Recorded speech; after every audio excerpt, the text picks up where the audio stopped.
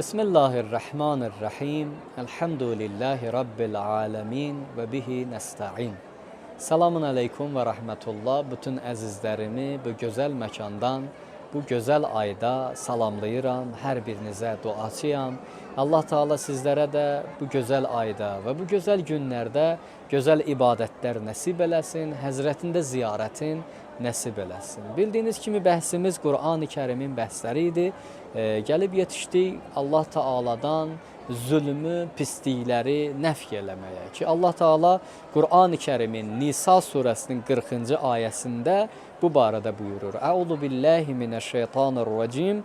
İnnallaha la yezlimu misqala zerratin ve in teku hasenetin yudaifha ve yu'ti min ledunhu ecran azima.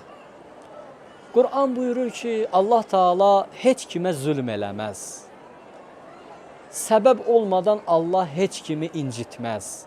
Heç kim üçün narahatçılıq yaratmaz. Deməli, hamısı qayıdır bizim əməllərimizə. Əgər insanın deyir, əməli zərrə qədər olsa, o zərrə qədər olan əməli yaxşı olarsa, Allah ona yaxşılıqla mükafat verər. Onun bir çox bərabərini. Əgər pis olarsa, Allah o pisinin cəzasını verər. Çünki Allah ədalətli Allahdır.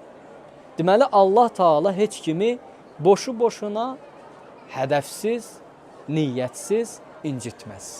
Onu zülm eləməz. Əgər bu baş verirsə, qeyd etdiyimiz kimi, insanın öz əməlinə qayıdır. İnsanın öz əməlinin nəticəsidir ki, gəlib belə bir məqama yetişir. Ona görə də Allah Teala'nı biz ədalətli bilirik. Ədalət Allahın sifətlərindəndir. Yaxşılığa yaxşılıqla, daha bərabərin, daha çoxun, pisliyə də cəzasını göndərir. Təsəvvür edin, Allah o qədər rəhimli, o qədər mərhəmətlidir. Yaxşılıq eləsən 10 bərabərin verir. Pislik eləsən elə pisliyin miqdarında sənə pislik verir.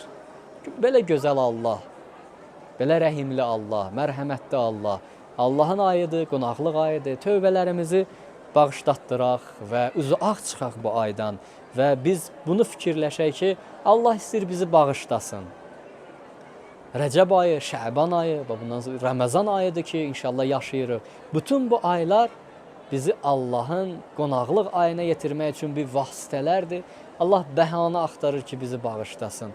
Ona görə də siz əzizlər də bu ayları fürsət bilin.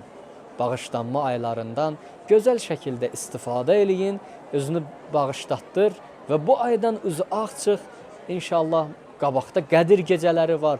Qədir gecələrindən, fürsətlərdən gözəl istifadə eləyək ki, inşallah bizlər də Allahın dostlarından olaq. İmam Sadiq əleyhissalamdan bir hədis var. Həzrət buyurur, "Mən zəəmə annallaha ya'muru bil fəhşa fəqət kəzəbə alallah." Kim elə düşünsə ki, Allah Teala insanları pisliyə dəvət eləyir, ya insanlara bəlanı boşu-boşuna göndərir, o Allaha yalan qoşub. Allah Teala heç nəyi boş yerə eləmir, səbəbsiz eləmir. Birinə bəla göndərirsə, səbəbi var.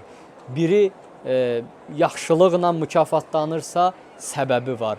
Likulli şeyin səbəb. Hər bir şey üçün, hər bir baş verən iş üçün səbəb var. Allah Teala səbəbsiz iş görməz. Allah'a and verir izzət və cəlalına, bizləri gözəl işlər görüb Allahın mükafatını əldə edənlərdən qərar versin. Məxsusən bu ay Allahın rəhmət ayıdır, bağışladığı aydır. Allah Teala bu aydan istifadə edib özümüzü bağışlatdırmaqda bizlərə kömək olsun.